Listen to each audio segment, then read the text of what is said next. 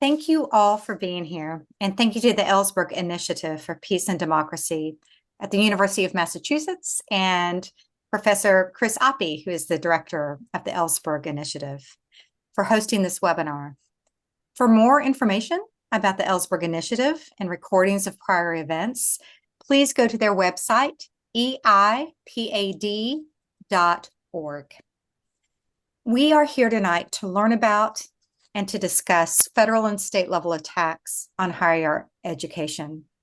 And these are attacks on a central pillar of democracy: freedom of thought, freedom of expression, and freedom to learn.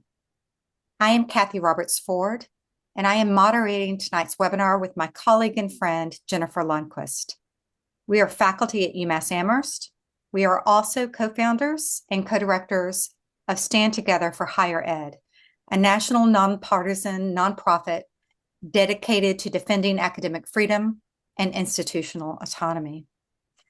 Many people still encounter what's happening in higher education as a series of discrete issues: curriculum bans here, governance interventions there, funding threats somewhere else. In expanding the web of control, PEN America, an incredibly important institution in American civic life, maps a set of developments many of us have been experiencing in fragments: legislation, board interventions, funding pressures, shifts in governance. What the report shows is how these pieces fit together. They're not isolated. They form a coordinated system operating across state and federal levels that is narrowing what can be taught, said, and studied. So that's where we want to begin. What does this interlocking system actually look like in practice? We will then move through how it operates, why higher education has become such a focal point of political intervention, and what response is required at this point. We are fortunate to be joined by a panel bringing national, institutional, and on-the-ground perspectives. Amy Reed of PEN America, lead author of Expanding the Web of Control, will help us understand how the system works. Mike Gavin, President and CEO of the Alliance for Higher Education, will speak to emerging federal pressures and national coordination.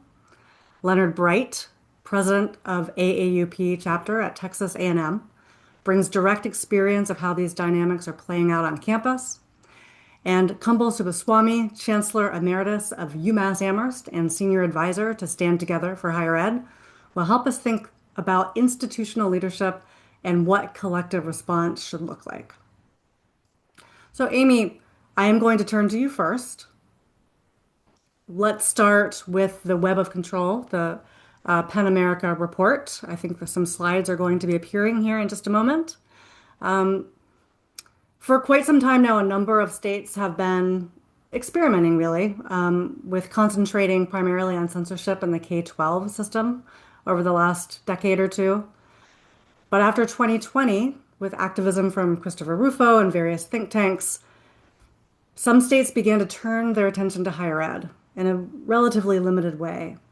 And then in 2025, with executive orders coming out of the White House in 2025, those censorship efforts have literally exploded across college campuses. And that is what Amy is going to talk about, telling us about the censorship of what they've documented, what are the key elements of that web, as I describe it, and how those elements work together. So Amy, I turn it to you to address that. Thank you so much, both to the team at UMass, Jen and Kathy in particular, and our hosts at the Ellsberg Initiative for hosting this panel. It's a lovely opportunity to get together with some good friends here and to talk to you all about the state of higher education in the United States. On this slide here, there's a QR code, so if you want to access the full 75 pages of our report, you can access that there. We will be sharing out these slides, so don't worry about trying to take down the details. They'll be emailed to all the participants after. Next slide. So 2025 was, as we termed it in our report, a year of catastrophe for higher education. And we said that not only because of everything that was happening on the national level, on the federal level to censor higher education, but because of the way of the interlocking system of state level censorship of higher education that frankly enabled, laid the groundwork for the damage that we saw coming on the federal level in 2025. On the bottom of this slide, there is a list of some of the ways in which the federal government took an axe to higher education in 2025, cutting funding for research, disrupting medical trials, targeting specific universities, issuing 19 executive orders that took aim at higher education, and cutting or rescinding over 8,000 international student visas, which has led to a disastrous drop in the number of international students enrolled at colleges and universities across the country. But what we really want to draw your attention to is what was going on the state level at this time. On the state level, we, unfortunately, as a nation, set several new records for educational censorship. In 2025, we passed the highest number of state laws censoring higher education in a single year, 21. There were the highest number of states passing them in any year since Penn has been studying this, since 2020, and the highest number of states that passed an educational censorship law for the very first time, 8. Please go on to the next slide. So I want to emphasize that educational censorship is really a national crisis. This is not something that is limited by region or just to so-called red states. If you look at the map, you can see that the spread of higher education censorship goes truly across the country. In 2025, our research revealed that there were 93 bills introduced across 32 states that would censor higher education, either directly or indirectly. That includes 15 educational gag orders and 56 bills that have indirect provisions that censor higher education by targeting tenure, accreditation, limiting DEI, or in other ways limiting the curriculum that's offered on campuses. Of those 93 total bills, 21 became law in 15 different states. Since 2021, 23 states across the country, and you can see them there in red, have passed at least one higher education censorship bill or policy. And as I said, 8 did that for the very first time in 2025. The result of that is that currently, over 50% of American college and university students study in a state that has passed at least one educational censorship bill. This is a stunning figure, and it should give us all pause. It's time for us to assess the situation and say no to censorship. Next slide, please. So in our report, Expanding the Web of Control, we focus on the state legislation that spreads across the country and how that interacts and enables the federal initiatives. We look specifically at the role that model bills developed by conservative think tanks have played in the spread of legislation and enabling legislators to pass bills more quickly and often without much consideration. We also look at efforts by lawmakers to limit shared governance, which is one of the ways that colleges and universities have traditionally upheld institutional autonomy and through that academic freedom and free speech on campuses. We also look at how viewpoint diversity is a wolf in sheep's clothing, legislatively speaking. PEN America is a free expression organization, so we support the principle of viewpoint diversity. But we realize that when state and federal officials try and legislate viewpoint diversity, they're ultimately putting their thumbs on the scales and ensuring that some viewpoints are heard and others are silenced. We also spent a section of the report looking at how jawboning has morphed in the past few years. Rather than being legislators putting pressure on officials to enact policies to their liking, jawboning, since the murder of Charlie Kirk in particular, has led to the targeting of specific faculty and having politicians, whether sitting U.S. senators, state legislators, or even governors, demanding the firing or otherwise sanctioning of specific faculty. That's a terrible abuse of power and something we all need to be concerned about as we move ahead. I'm going to stop there.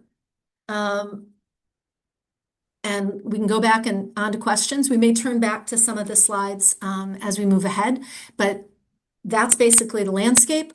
A record-breaking year of censorship and a really bad environment in states across the country. Thank you. Thank you, Amy. And for anyone who has not seen the report, I highly recommend that you do a deep dive to see all of the details. I believe that we've put the link in the chat. So I'd like to turn to Leonard. When you hear Amy describe that system of the web of control, what resonates most with what you're seeing on the ground at Texas A&M? Well, first of all, thanks. I appreciate being here. To engage in this very important discussion. So first of all, I will say that I find everything about this report, resonates. I see all of it here at Texas A&M.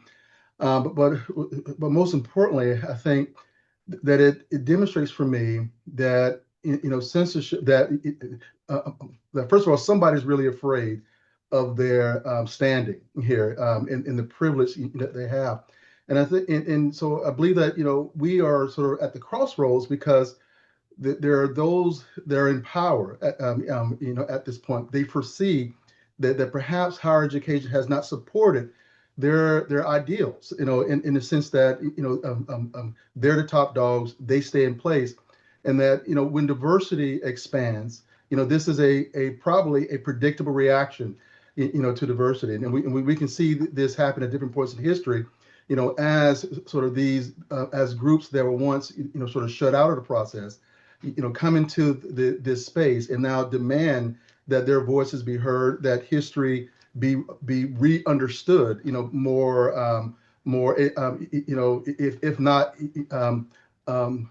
accurately, more diverse, in terms of the various points of view. So and that has created fear amongst many, and they see us now as a threat to their power base. So quite naturally, as they say, everything is fair in love, war, and politics is about power. And this is an attempt now to come to higher education and say, look, you are not serving us, in a way that we wished it to be served. And I think, another realization here is that we kind of took for granted that our society, our government would support the pursuit of knowledge wherever knowledge goes. And now we're realizing that, that is not the case. And I don't think that probably has ever been the case, so to speak, because we've always operated within a sphere of someone's control. And I think we just assumed that now we enter into modern times and knowledge is going to be respected. And we're seeing that that is not the case, and this is a war of politics now. Thank you. I think that would be a great subtitle. Someone is really afraid. Mike, I want to turn to you now. From your vantage point with the Alliance, where are you seeing these pressure points connect, especially at the state and the federal levels? Yeah, thank you for the question. And thank you, Leonard, for the work you're doing on campus. Amy, good friend, and also the work that Penn's doing, Jennifer and Kathy, and the Ellsberg Institute for having this forum, which not all institutions would have. So thank you for everybody. And I guess what I would do is to answer that question is situate this moment in a historical context where you're looking. I think it's really important to understand, building off what Leonard said, that you can easily track from the civil rights movement to now a desire to ensure that Black, brown, and LGBTQ people had less access to higher education. And just real quick and dirty data that we have slides on that we're happy to show out, pass out later. But in 1980, the market share of students on higher ed campuses that were white was 83%.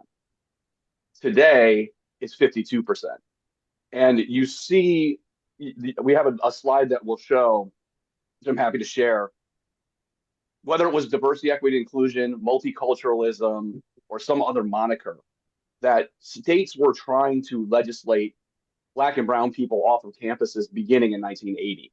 And so this effort but it became greater because of a communication strategy that was allowed through legislation with the Trump 1.0 administration and divisive concepts that then showed, Amy well knows, Florida, a pathway to start to legislate. And then you see, I use the metaphor of virus, the idea and ideology of what I would call white supremacy metastasizing across borders from Florida to Texas, now all the way, to the now 50% of students, over 50% of students, as Amy had mentioned, in these states where legislation is.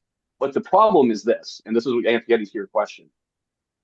The legislation in Florida, on its face, was not as tragic as it should have been, meaning the institutional behavior that followed based on the legislation was tragic. And then you had board moves and all these other things that happened to assert that power.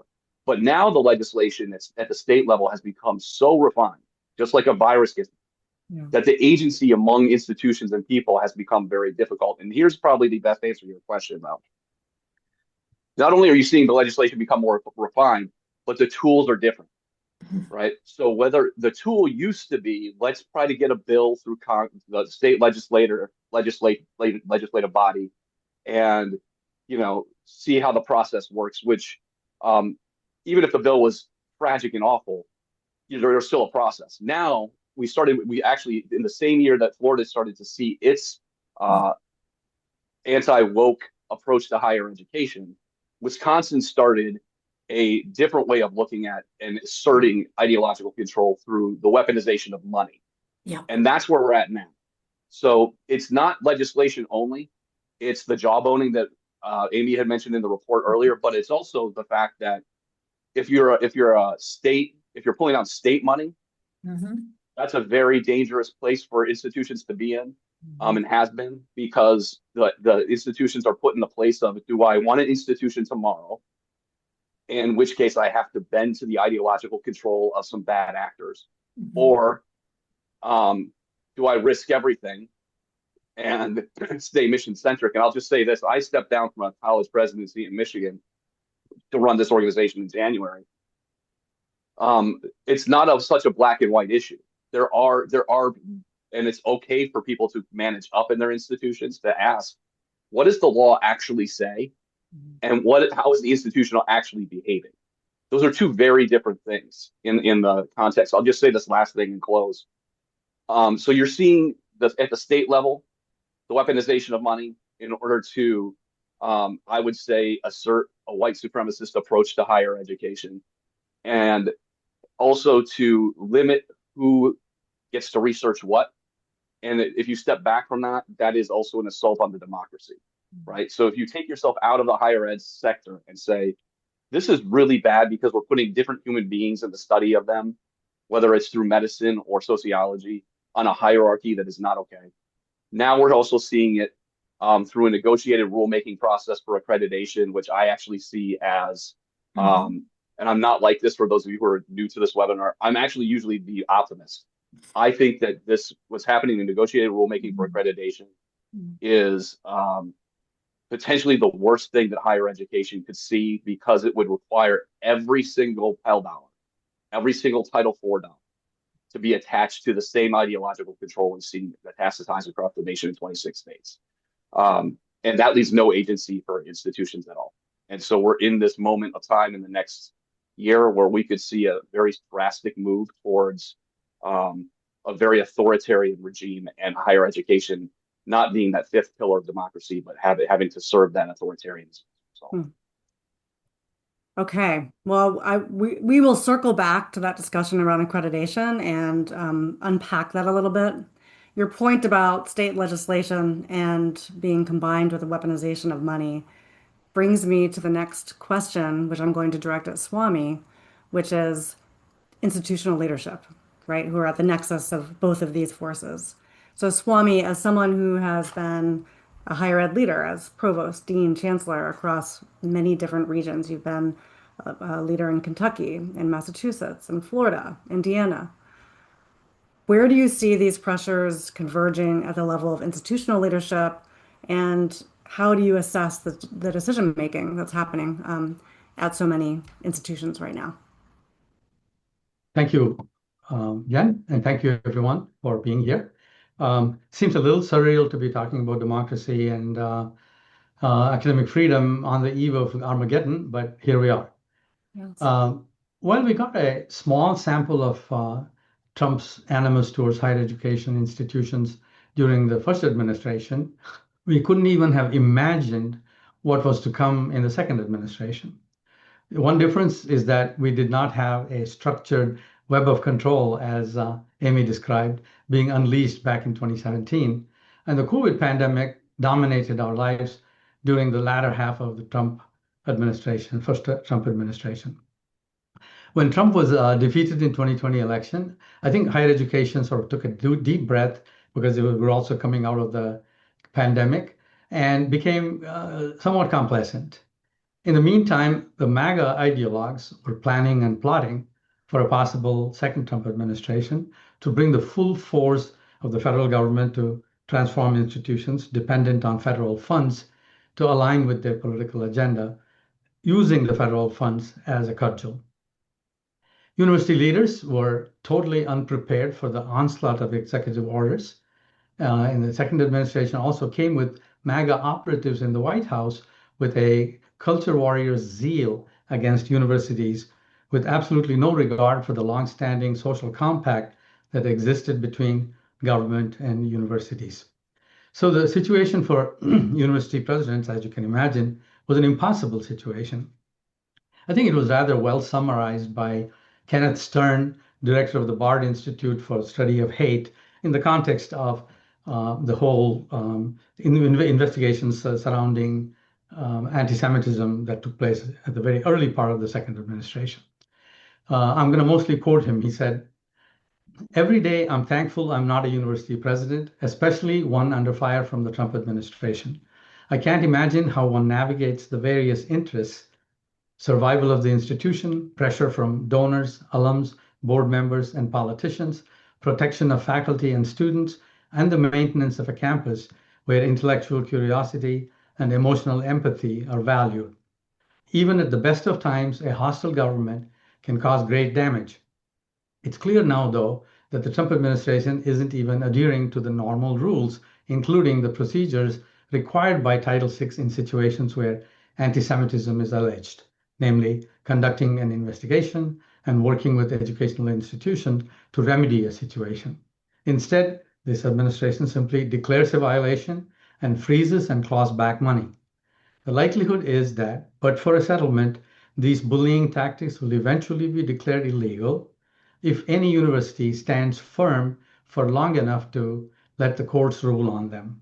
But in the interim, knowing cases can drag out for years and that the government can go after them in other ways, administrators are in a terrible situation."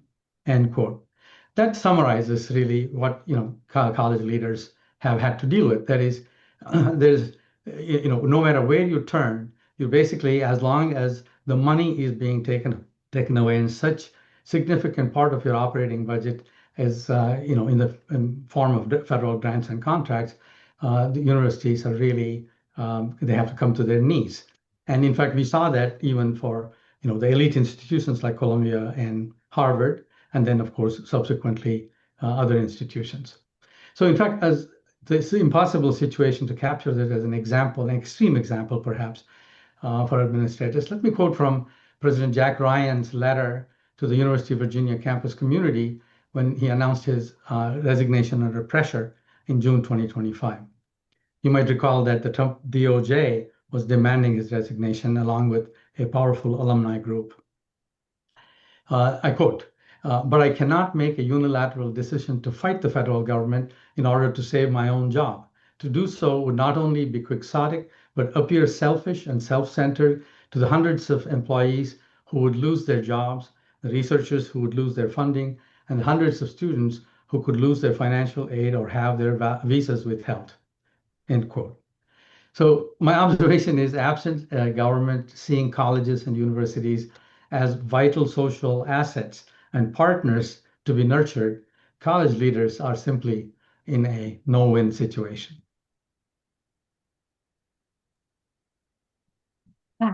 Thank you, Swami, for that. assessment of what it looks like for our leaders of colleges and universities across the country right now. It's just a really incredibly difficult situation they find themselves in. So now we're shifting a little bit, and we want to examine with our panelists how this web of control that's operating, this political web of control, how that system is working across federal, state, and in fact, campus levels. So if this is an interconnected system, which the PEN America report shows, how is it actually operating in practice? Where is power being exercised and through what mechanisms? And so, Mike, I'd like to ask you a question or two as the president and CEO of the new Alliance for Higher Education. In your view, how are federal levers, especially accreditation and student financial aid, being positioned as tools of political influence, and what concerns you most about how these levers could be used or scaled in the near term? Yeah, thank you for that question. And we have I'll drop in the chat later on a resource that sort of summarizes what I'm about to say, if it's helpful. But I think there's three. They're not. I think there are three ways in which federal funding is being used to ensure that higher education institutions bend to this administration's ideology. And I say the following. I repeat the following about accreditation and negotiated rulemaking as a process that I had no idea about until about a year ago. If you don't know about it, that would be normal, to be honest. And the only reason I knew about it was that it was written about in Project 2025, and I read it. So it's not a secret. But here's the deal for those of you who are not lovers of accreditation on campuses, which would be so weird to me if you don't love accreditation. That's a joke. At the end of the day, in order to distribute federal financial aid, higher education institutions need to be deemed as credible by an accreditor. Period. That truth is being exploited right now in the way, and actually Amy had referred to it's in the negotiated rulemaking, it's called intellectual diversity, but it means viewpoint diversity. And whereas before with executive orders, we have seen the Trump administration say things like, we think that accreditors should not require institutions to disaggregate data or have intellectual diversity. Now, this is the big distinction that will matter the most, and it won't hit you until 2027 unless we intervene. Now it would say that accreditors would prohibit institutions from having anything but their definition of intellectual diversity on campus, which we have already seen mean a version of history that is not truthful and one that is much like sociology in Florida, void of race and gender and sexuality. And the other element is that the prohibition of disaggregation of data by race and gender. And in the administrative realm, which I used to work in, that is how we do our work in terms of equity. So at the end of the day, what you're seeing in the negotiated rulemaking is and the language in the second part, the second big threat that's coming at us, the language in the big beautiful bill 2.0 says the quiet part out loud, right? Meaning the language says we're going after anything that we consider woke, which is diversity, equity, and inclusion, and we're cutting funding from them. So that's the other way in which the federal government is weaponizing money, which is like the proposal again is to eliminate all TRIO grants, any kind of assistance to students who need childcare, and then they're increasing the total bucket of money for federal financial aid, but it's conditioned on what I just described. And then the last part of all of that, the next one is that we have already seen the third element that the federal government is using money to ideologically align institutions to the their ideology is the following. You can see how the system, when I'm describing this, I just want to make sure I make this point. You can see they're going into very wonky areas that are generally invisible to the public to make these changes, right? And so another element that they've already been after that the Alliance and actually Penn and some others signed a letter about is called the system award management process, where in order to pull down any federal money at all, every kind of institution, higher ed or nonprofit outside of higher ed, would have to basically check a box saying they do not engage in what the administration defines as an illegal DEI. Now, even in their definition of illegal DEI, I would make the case that no institutions are actually engaging in illegal DEI. So you might just say, okay, but that's the paradox that Swami was just mentioning is, you check a box and then all of a sudden your federal financial aid is going away. That's a leadership and a moral and an existential question for any institution. Those are the three major elements and we've summarized those on our website. I can get you all the link to that. But at the end of the day, that's why we just say money's being used to weaponize. Money's being weaponized to ideologically control the sector and limit access and success for Black and that's so in a wonky way. So that's a long narrative of the three major issues that I see, and there's many more. As you all know, you wake up every day and you're like, here's a new one. But those are the ones that I see as existential for the sector. Yeah, and I think it's pretty brilliant to go for the wonky changes, right? Because it's hard for people to pay attention. It really is. Wants to pay, right. So you were talking about accreditation along with other forms of weaponization of federal funds. And we often think of accreditation as being at more of the federal level. One of the things that I found really striking about the Pan America report is when it first came out was we tend to think of Florida and Texas, but there were so many other states that have been increasingly very, very active, especially as the template legislation spread very rapidly. And Iowa is a state where a lot is happening, including state level legislation around accreditation. And so I wanted to give Amy an opportunity to talk about that a little bit because I don't think that's something too many people are aware of. Amy, you're on. Here we go. There was a lot of noise back here, so I was trying to be respectful, and I knew I was going to forget that. I think my answer is going to dovetail with Mike's, in that. So my teaching career was in Florida, and we started to see several years ago Florida coming for accreditation before the start of Trump 2.0. And Florida has been at the forefront of bills forcing institutions to change accreditors, which undermines the regional system of accreditors that we've had for quite a long time. And Florida has been part of the move to launch a new CPHE, which is a new public accreditation system, and it's spread across the South. And this year we're seeing, in 2025 and in 2026, we're seeing multiple states enact different bills or pass different bills that impact the accreditation system. Some bills are following Florida and insisting that institutions change accreditors. Others are limiting how accreditors can impose their rules on institutions. And some are, and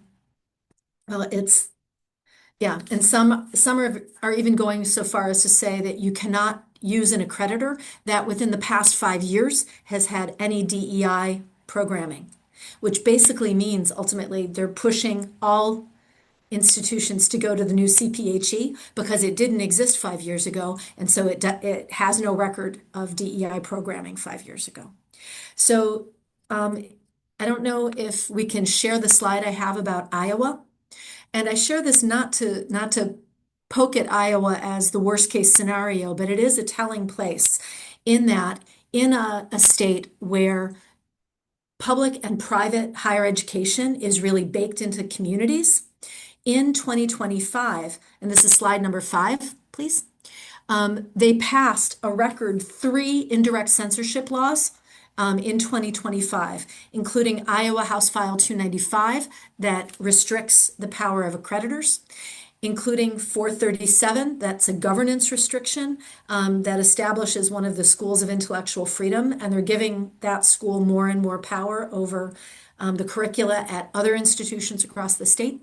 And then another bill, 856, that expands Iowa's DEI restriction and institutional neutrality mandate from the public university system into the community colleges. Also, the Iowa Board of Regents, which is a statewide board, passed one direct censorship gag order, which is about the teaching of controversial subjects. So this is an intellectual diversity or viewpoint diversity type of bill. I'll just leave those there for people to look at, but I want to note that this week in Oklahoma, two different bills that would limit accreditation are moving through the state legislature. Bill 3132 and 3133, which impact accreditation in slightly different ways, are moving through the legislature in Oklahoma. We're hoping that they're not going to pass, but they've made it each through the first chamber. This is a challenging moment. We're going to see more and more attacks on accreditation coming across the state. And again, as Mike said, we can't think of this as just a regional or a blue state, red state issue.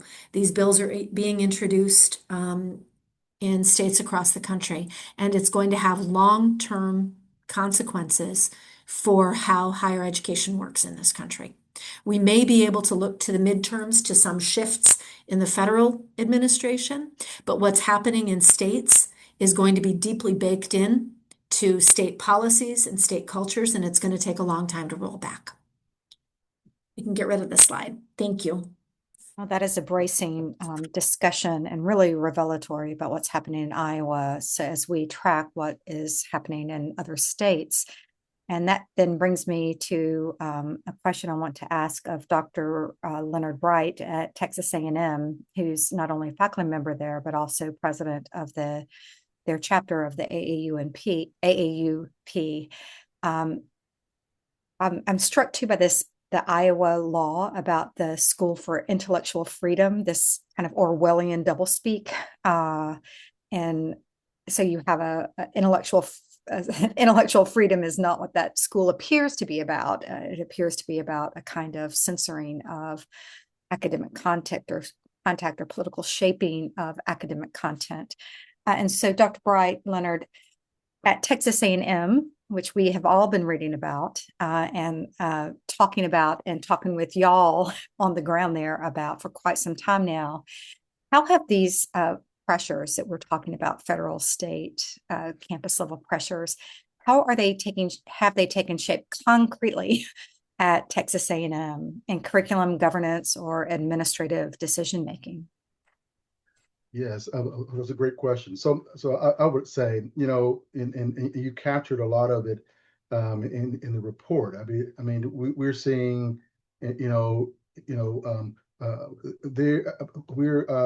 our reaccreditation or our accreditation policies have been revised to allow for any accreditation agency that the board, wishes to do. I mean, it was a joke that says, someone can start an accreditation, out of their trunk, and it will be possibly able, to be, a vendor or whatever in our system.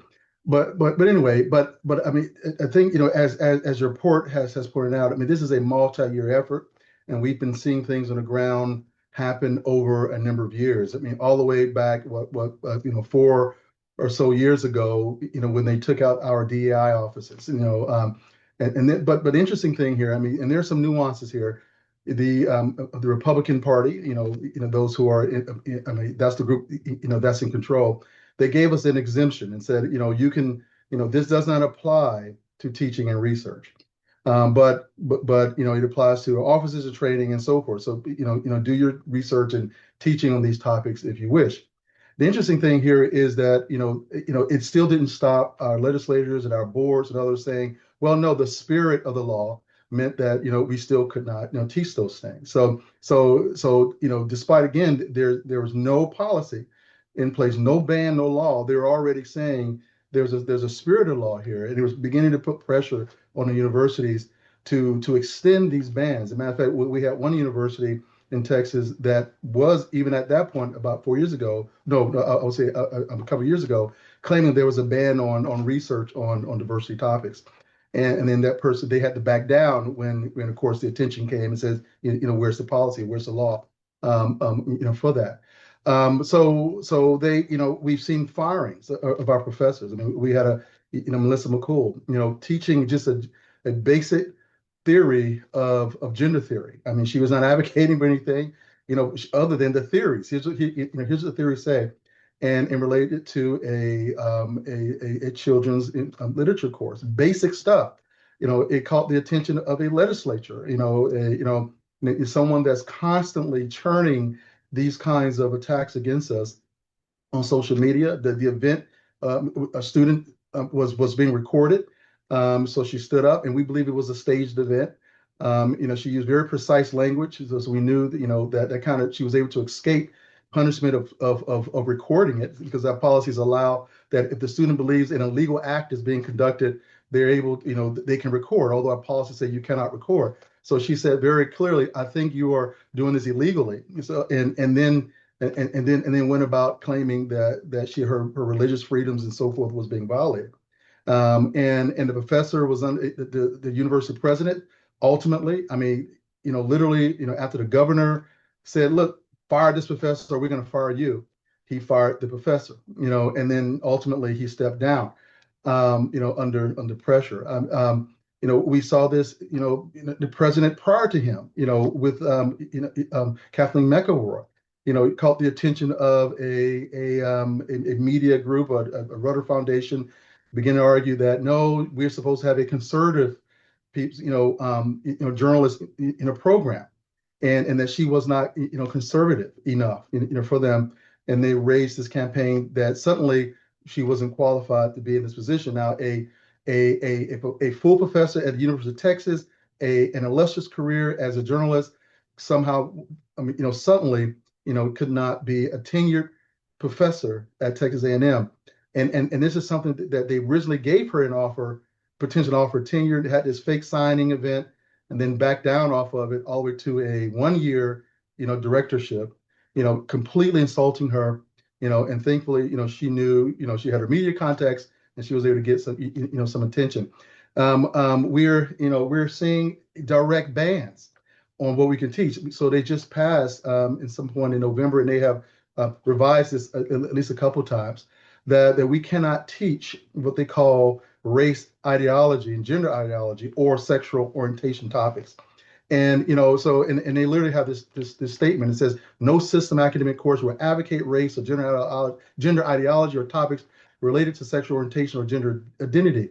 Upon the written approval of basically the president, we could teach this. We can teach it, though we would have to get an exemption to advocate. So they're convoluting avocation and teaching. So basically a ban on teaching. I mean, my course was canceled, as a result of me, refusing to basically censor my class. And they're doing it in very, very unique ways. So one of the ways they're doing it that is that seems to cause us some consternation is that they are pushing this to the faculty to do. So some of our faculty they're giving us a choice. Okay, either change this or your class, gets canceled. As a matter of fact, we're going to use this faculty group to identify things in your course that might not be in alignment.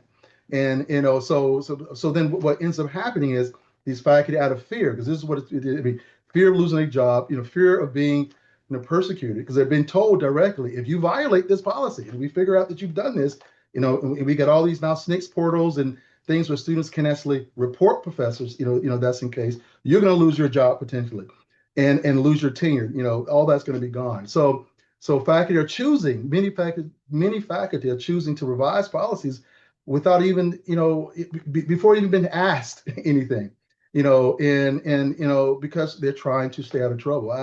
We understand that, but that is certainly unfortunate and gives the university the ability to say, We didn't censor you. You censored yourself.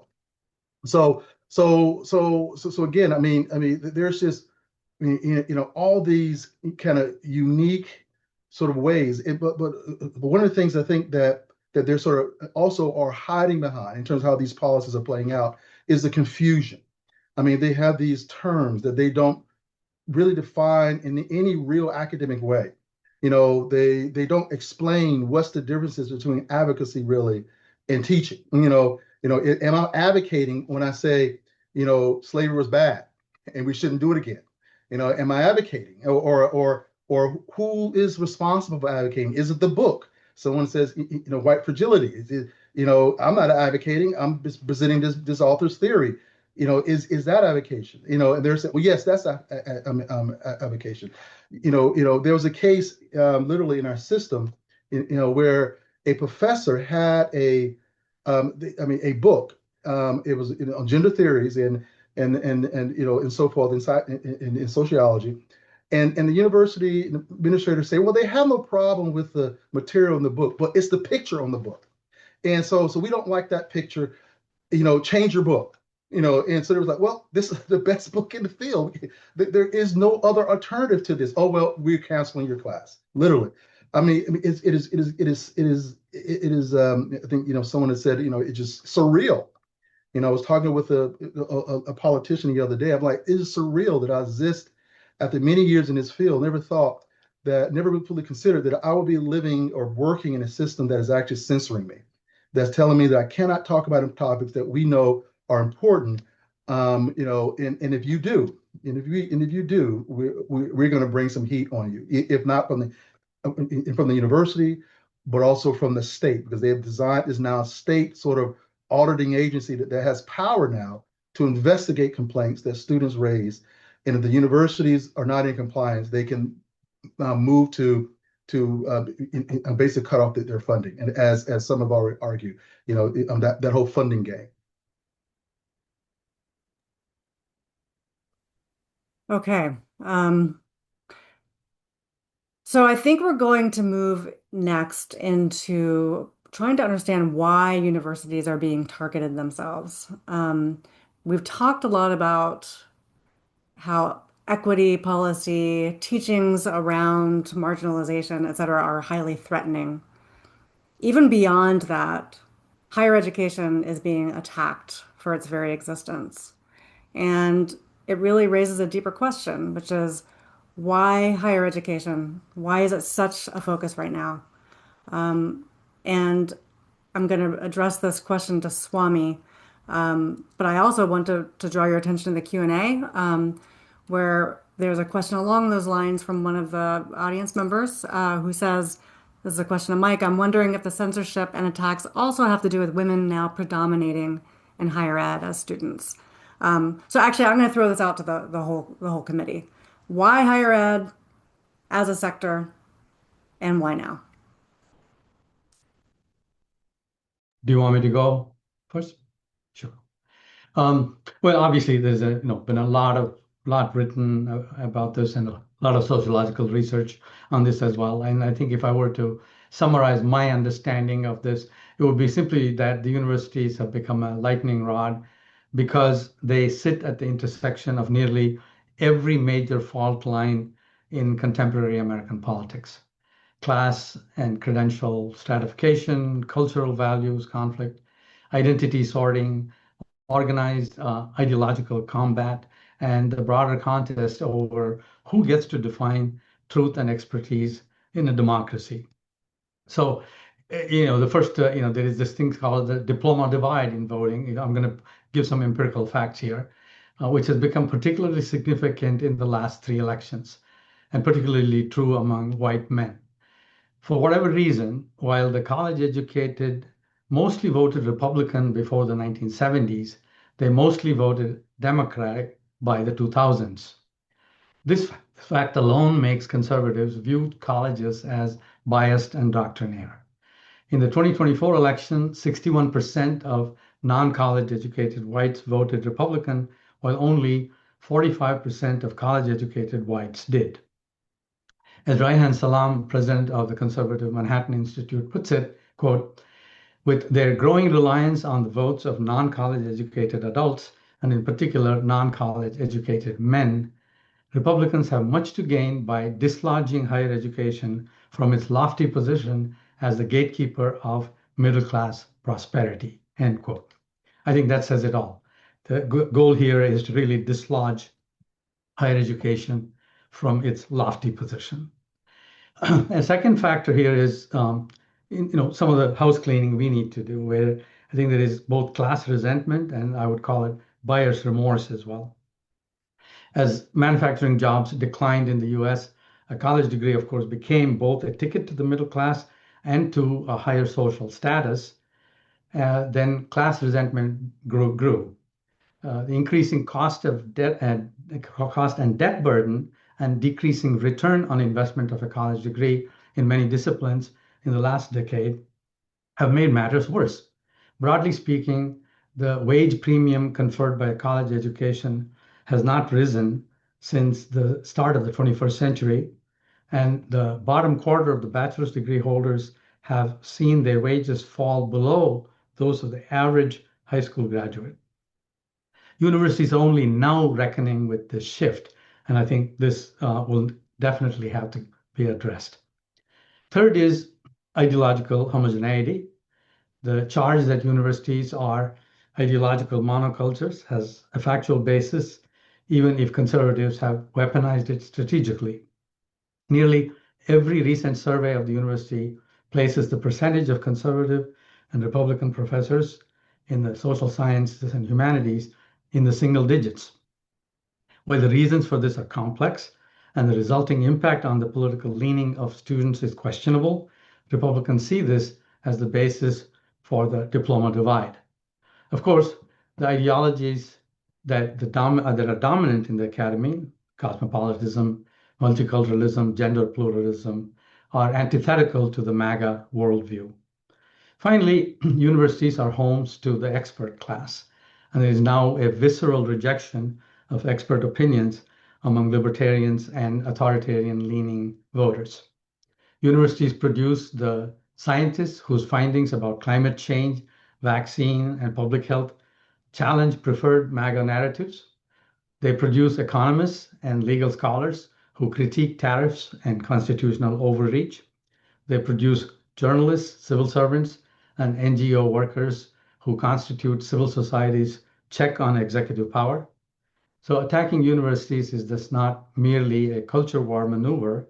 It is an attack on who gets to be the arbiter of truth and expertise.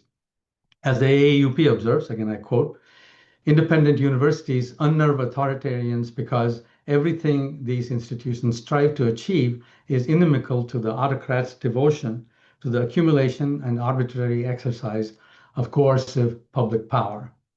So that sort of captures why I think we are where we are, and digging out of this hole really won't be easy or quick, notwithstanding what happens in the midterm elections, nor in 2028. There's a lot to be done here.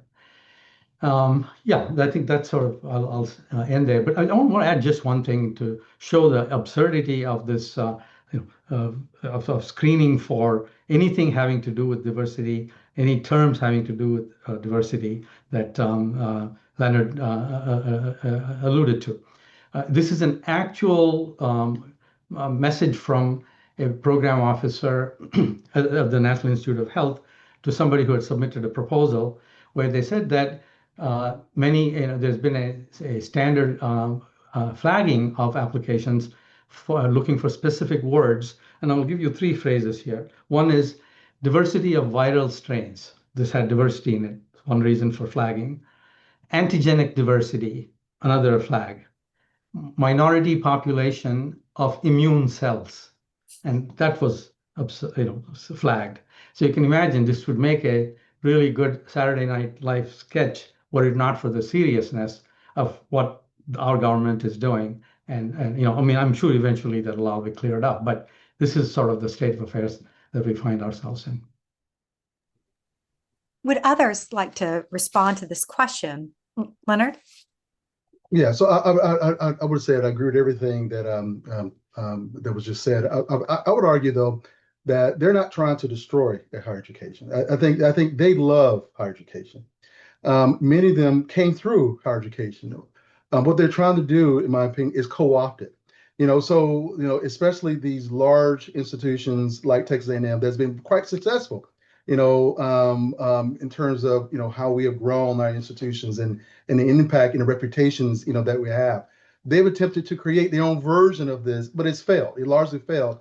And I think they looked around and said, okay, who could we use to sort of infect, and to co-opt and to change? Because I think they recognize higher education is, it's absolutely powerful. That's why they're coming to us. And I don't think they're literally trying to destroy it. They want it for themselves, and they're trying to reprogram this to produce themselves, to somehow create a barrier, intellectual barrier for students to be unable to resist their messaging, more susceptible to their, and quite frankly, I believe their messaging of hate and messaging of lack of compassion and so forth that keeps this power structure in place. Because I'm always amazed when I go to the legislature and I talk and I give testimony. Many of these legislatures who are, you guys pointed out one, Senator Creighton and others. These people came from places like Texas A&M, and yet when the question asked, well, you did well, we didn't ruin you, so why are we now the enemy? It's like, no, you're not conservative enough. We want more conservatives there, and so we're going to do everything we can to twist, doctor, reprogram this, to serve our interests, while they hope that it can still sort of maintain its power, our educated power, which I don't think is possible. Because I think higher education has a liberating sort of power that we want more versus less. So I think they're trying to do that, which I think is a failed attempt. But I think they're actually trying to preserve this for themselves rather than completely destroy it. If I can just add one thing in here, I really appreciate the frame that Swami and Leonard are using, talking about control and using the structures of higher education for other purposes. But I think it's important to name in this moment that one of the reasons why they're coming for higher education is, as one of the questions suggested, because there is an increased presence of women and minorities in higher education, and Mike alluded to this in his comments earlier, but it's also because specific fields, including women's gender and sexuality studies and the various area studies or ethnic studies, African American studies, Africana studies, Jewish studies, what those fields do as interdisciplinary fields is encourage people to ask uncomfortable questions, questions that challenge boundaries of knowledge, hierarchies of knowledge, social hierarchies. And that's something specific that they're trying to shut down. Could I add real quick to this too? Please. So, I appreciate all those responses. I was mentioning to this panel, I'm actually in Berlin this week talking about authoritarianism globally. Spent yesterday, seeing the things that one sees in Germany, and it's really hard to not see the connections of the history of Germany with here in these ways, right? If you think about the fields of study that Amy just mentioned, and Leonard that you have alluded to, and Swami that you have talked about also, here's the sites that I saw yesterday, right? A tribute to an empty library that was symbolizing all of the burned books that happened during during Nazi Germany. I went to go see a memorial for all of the homosexuals who had been killed during that time. I went to go see a memorial of all of the people of color, and also those of different ethnicities, such as those from Jewish descent. And it's hard to not see that line in this way. Lifting this conversation now, higher ed is part of an ecosystem of democracy. And so how do we think about all of the things that we just talked about? Even Leonard, when you're talking about I would agree. I just want to lift up what you said. So you have groups of faculty members who are now being turned against one another, which is part of a playbook, right? To make sure that we are going against each other and not identifying each other as the enemy instead of the person who puts you in that fight as the enemy. And we have faculty who are concerned about their jobs, the weaponization of money, right, in a different way in order to make for ideological control. And you're talking, like, as you lift up the state of Texas, Amy's got a great op-ed in USA Today from about a month ago. Also, I would lift up, but everyone should read it, about the way that boards, when you're not hearing certain things on campuses, it's because their boards have taken over in such a way that people are silenced already. I have a piece about Texas A&M specifically about how almost every board member has been contributors to Governor Abbott's campaigns, the weaponization of money in these ways.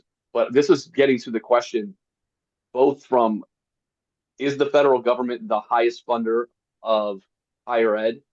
For the most part, yes. But remember, at the state level, community colleges, the regionals are funded by the state mostly. So when we saw Trump 2.0 come after higher ed, many of these state institutions have been living this for 3 years, but the public didn't pay attention until it was Harvard, right? And so the other part of the question that was asked in this is, were other universities mobilizing to find funders and find influencers? One of the problems with higher ed, and this is why the Alliance exists, and I'm not trying to lift up the Alliance, I'm trying to explain the deficit of our sector. As we had the Heritage Foundation funded in the millions of dollars, like tens of millions of dollars every year for operational support, creating model legislation for states, getting their and I mean actually their MAGA approach to higher ed into the legislation. Our sector has never been organized to organize in such a way. So we have been flat-footed, but also we never, in the almost ideal of worlds, and this is where the Alliance wants to start to organize the disorganization. 10 years ago, if the Alliance existed, we would have asked Harvard to step in when Florida was being attacked, right? That's the strategy that we are now having to use putting the toothpaste back in the tube kind of way, rather than in the strategic kind of way. And I just want to make sure that I lift up what Swami said too. I'll put my language on. I just stepped down, like I said, from Delta, where we had 36% males there. Mm. And that's not a good ratio of, males are not going to college at the same level. And I do think it is partially not, I don't think it's a cause and effect. I think one element of it is exactly what Swami said, which is the celebration of anti-intellectualism in the manosphere, which is, I'll just leave that there. but I think that's part of it. I do think that also that is part of the just like the data I was sharing about Black and Brown, as you saw, as Amy mentioned, more women's centric curriculum, as well as access, as well as climbing into jobs of higher ed. That became a point of power. And we also saw, Charlie Kirk saying that we need, which I don't mean this in Charlie Kirk, but the movement behind him, believing in what he says, that the MS degree is the MRS degree, I think he was talking about, should come back as higher ed's norm. And that is all, if you take that as a shaping of what the country needs to be, and Leonard, you alluded to this of, my favorite quote of James Baldwin's, one of my favorite quotes of his is, the past is always present. Well, the present right now is being organized so that the future's past is going to be one where we look back and say, well, this is how our society marginalized so many people back into the way it was. And just to make sure I crystallize that point, I like your point, Leonard, about how a group of people are trying to co-opt higher ed. In that project, though, that higher ed looks very different than it does today. That project means that it's mainly privileging the same people who have always been privileged, but at a higher level, and actually marginalizing people who once had access will no longer have access. And so I think it is a existential moment for the democracy of which higher ed is a part. So that's my long narrative for trying to hit all those questions and also lift up some of the things that all of you were saying, which I really appreciate. Thanks, everyone. I would like to move us into the last segment of this so that we can then turn into the Q&A. So let's go until about 8:15 and then turn into the Q&A. The last question that I want to pose to the committee is, what is being tried? What is successful? What infrastructure or collective action is still not in place and needs to happen? There was a question earlier that alluded to, we have these conservative think tanks that are being very successful at seeding model legislation. Why is that not happening for moderate or more lefty think tanks to protect higher ed? So we'd like to hear you all take turns weighing in on what is working, but what still needs to be done to make this happen. And by make this happen, I mean save higher ed. I'll give us starters. I mean, okay. So I often, ask myself, a question to make certain, think about whether or not I am, this is, too critical, but I would argue that some of this, could be addressed by the faculty themselves, ourselves. When I look at Texas A&M, when I look at what has really has happened, and our initial advice to the faculty was don't comply. Don't comply. Now, if they give you a direct order, then you have the decision to make if you're going to comply or not. But definitely don't do it without a direct order. If you're given a choice, choose something else. Than to censor yourself. And what we've seen though is a systematic sort of a very, I would say, intelligent and strategic move by the university to dismantle those arguments, to work in the corridors of our offices, in the parking lots, in meetings, off record, to say, you don't really want to do that. We're trying to protect you.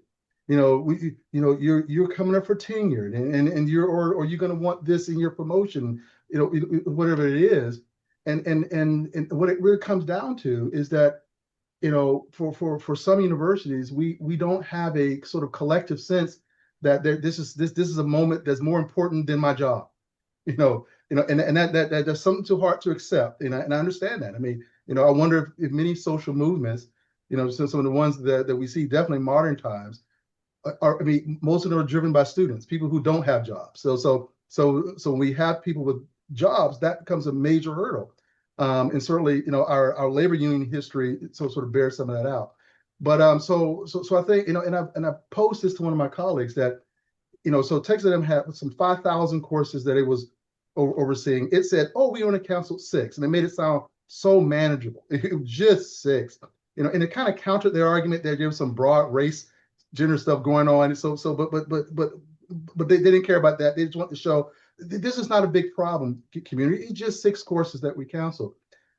And we know there are hundreds of courses that faculty quietly changed. And I've had them still talking to me today.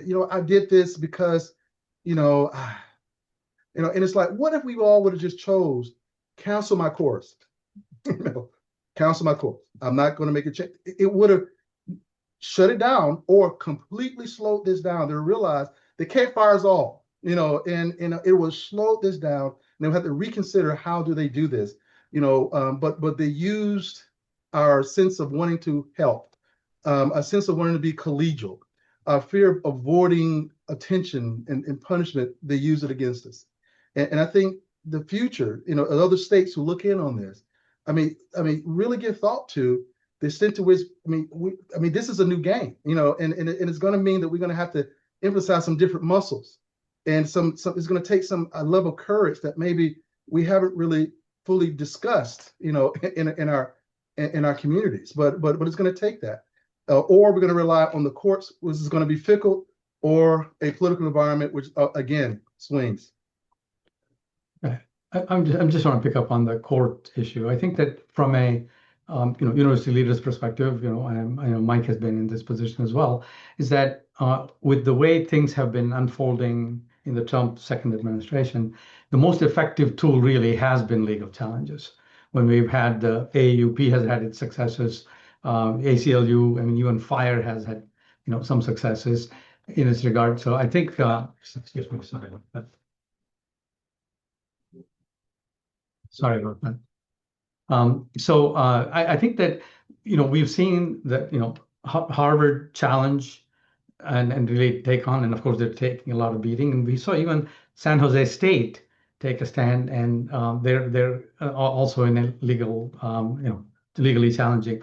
So what hasn't happened is to some extent the same thing that Leonard talked about, that is, collectively, how can all the universities do this? Because it's been, divide and conquer and individual pieces. Columbia said yes and capitulated, Brown did, and various others did, whereas some others are really challenging. I think Colombia is an exception. I'm not sure how they got to where they got to, and I don't have an understanding. But in general, there is a divide between the haves and the have-nots.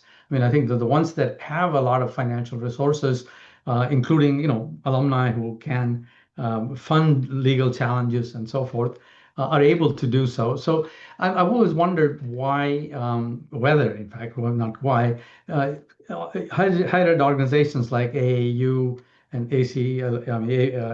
APLU and others, particularly those two, because they represent most of the research universities, and a lot of the funding vulnerability comes in the research universities. Could they have a legal defense fund that's collectively set up and try to help everyone? In other words, not just taking it on as if one gets attacked. This is really the mutual academic defense compact idea. Is this: if one university is attacked, every university is attacked, or the NATO principle, and help in that way, and take some collective action, because I think the individual action is just not working. And in a similar way to faculty collectively saying no, we won't do this, may be necessary in order to not have to divide and conquer. Anyway, that's partly what has not happened so far for various reasons, I think. I was just going to jump in two things real quickly. I think Amy would probably agree. Let me rephrase that. I think Amy and I have been talking about the fact that we need, as a sector, like if you look at the sector holistically, from community colleges to medical schools, and how it serves the democracy, the question that was asked is foundationally important, which is, how do we protect those states that have not been impacted in the same ways that others have through model legislation? And I can tell you there are groups that are doing that. And some of the work of the Alliance is to bring all of that together in a visionary way, so that it's not just these states are protected, but how do you do the opposite, if you will? As Florida was a petri dish, how do some of these other states that are doing such work, and I don't want to put them in a bad place by mentioning them, proactively over time allow for the country to be in a better place by using them as that kind of petri dish, if you will. I also think, though, that it's important for us to, I couldn't agree with you, both of you, more of the paradigm has shifted, but higher ed has not, right? So the conditions are so different than they used to be. The self-policing is part of the issue. I will say that I only mention this in case they're helpful. The resources that we have on the Alliance for Higher Ed's website are part of the ways in which faculty and staff and or cabinets and boards can align themselves or ask for clarity.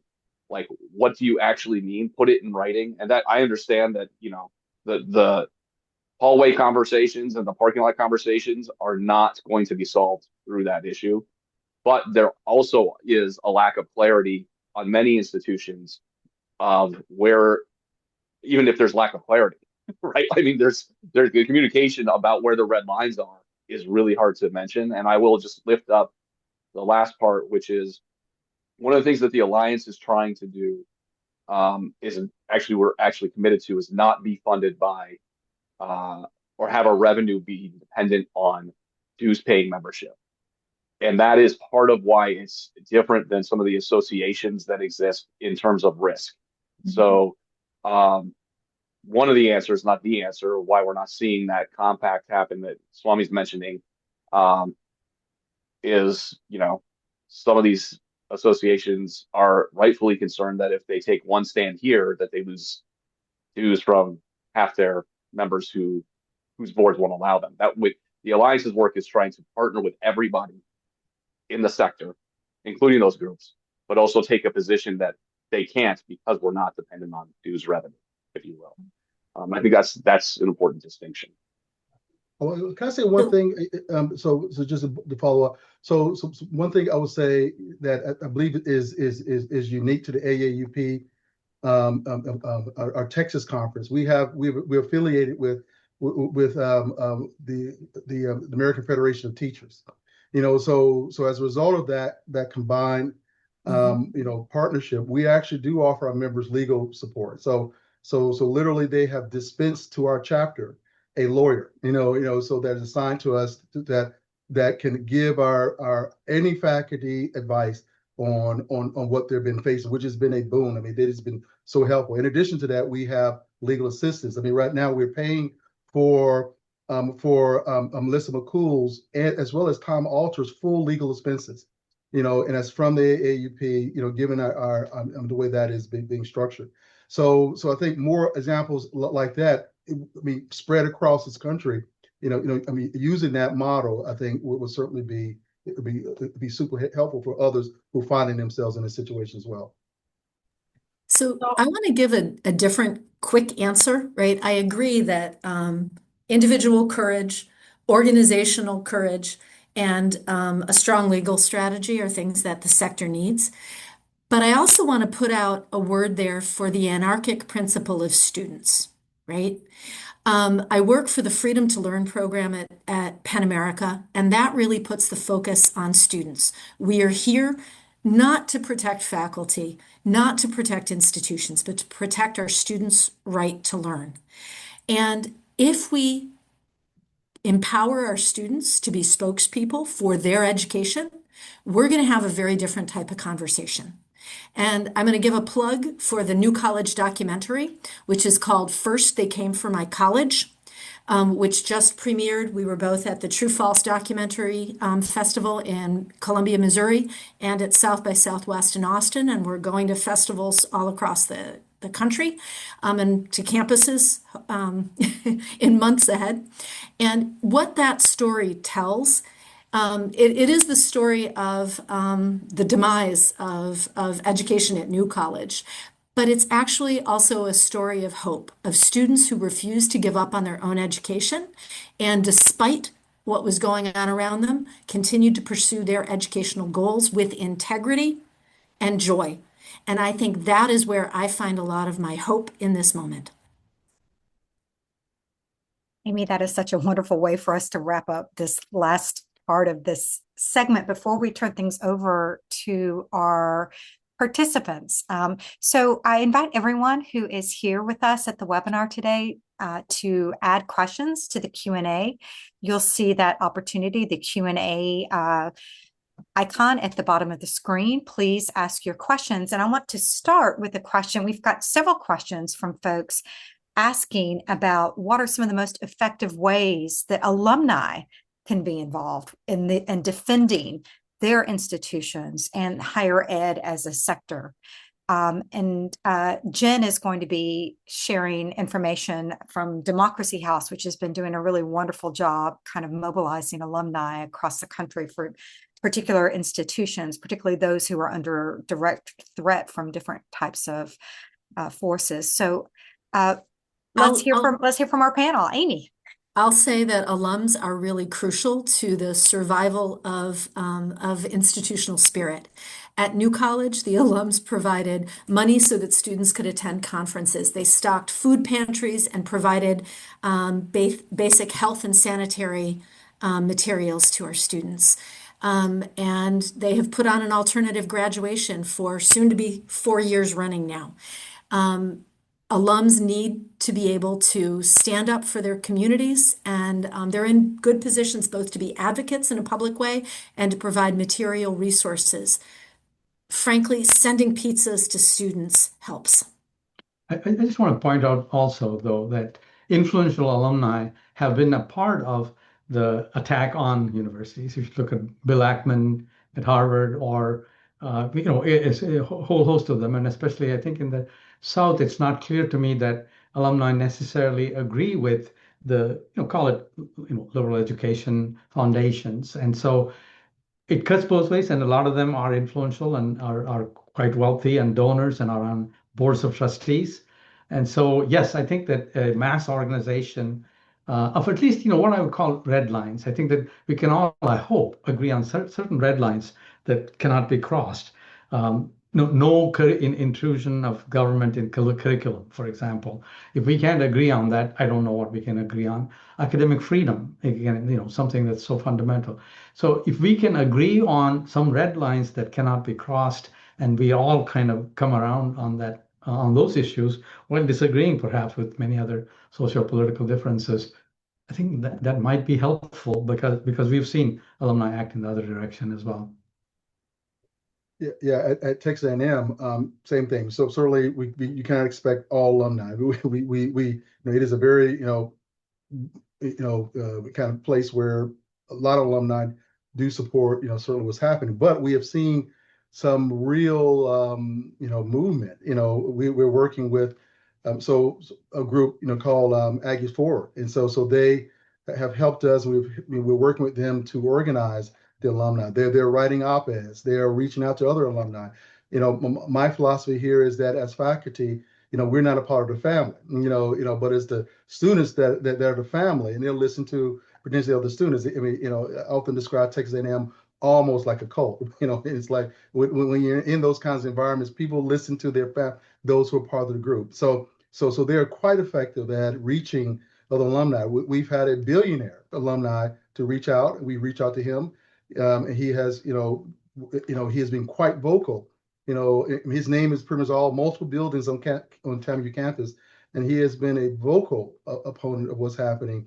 And we are working with him to kind of lend his support to help generate other major donors, to come to the table, because and he's a conservative. One of the things he says is that this isn't the higher education he funded. He did not expect for censorship to be happening. So, certainly balance and so forth. And I think, that's something that alumni and even students can appreciate. Students may not know what to do about it, but they appreciate the argument. I mean, the fundamental argument that, it's about, if you really want to have higher education, how do you limit topics that are important, in this world? And so yeah, we're certainly moving on that front, finding a partner out in the community, helping empower that partner to work with your alumni, and then include them on your activities. And ultimately, that's starting to blossom for us. Thanks, everyone. I wanted to highlight a question that was asked by Bruce Simon earlier, and that is, are there specific efforts being made to counter this? And he put in a link to the Manhattan Institute model legislation to reform faculty accountability in higher education. I think what I wanted to get your feedback on related to that is, we know that there are some states, mainly California, New York, Minnesota, Michigan, that have actually enshrined higher ed autonomy, essentially academic freedom, into state law. And so I'm curious, along those lines of what Bruce is asking, is, are there efforts to do that in other states?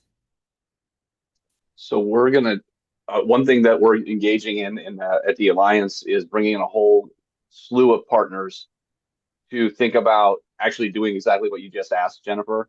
To also look at for sake of time, I'll just say we think there are 4 buckets of states in terms of how they behave towards higher ed, and really thinking through the anti approach to the Manhattan Institute's thought piece on the link that you had just described, to include also what we see next, the next assault being on general education. And so thinking through how to get into state constitutions or through different ways of getting to AGs at the state level to do exactly what you just described. And that's not going to happen tomorrow, right? That's a long-term project, but it is a significant approach to what we're calling Democracies Campus 2036, which is a 10-year plan that we just started to try to situate higher ed in a democracy much more forcefully in ways that are, I think, in line with the values of this entire conversation. That's really great to hear. And it's really fascinating to look at the context of how different states have passed their legislation. I mean, some of them was over 150 years ago, which is pretty amazing, right? So yeah, take some time. I want to focus on another question that was asked by an attendee, and that is, what can international academics do to help? We certainly know that an international comparison can be very illustrative of what could happen and what we can do to avoid potentially similar fates. But how can international academics themselves help? Can they?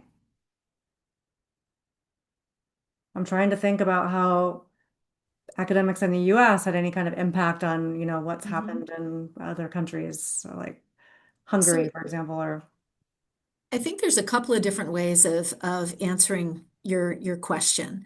And you can look at programs like France in particular last year was opening its doors to American researchers and offering jobs to people who need it, who are academic refugees from the United States. And so that is one sort of thing. But I think the actual real value for American higher education is looking at the types of models of governance and the structures that support institutional autonomy and the role that is given institutionally to student voices in governance of higher education in some countries overseas. I've had very positive conversations with colleagues from Brazil about how they resisted the authoritarian project of the Bolsonaro regime. And you can see similar sorts of things if you talk to people who have been in illiberal democracies in Central Europe, for example. But looking at the Magna Carta Universitatum and how they define academic freedom and embed it within both institutional autonomy and the idea of a social mission for higher education, that we are for the public good. I think those are structures and arguments that are useful for us to hear coming from our colleagues overseas.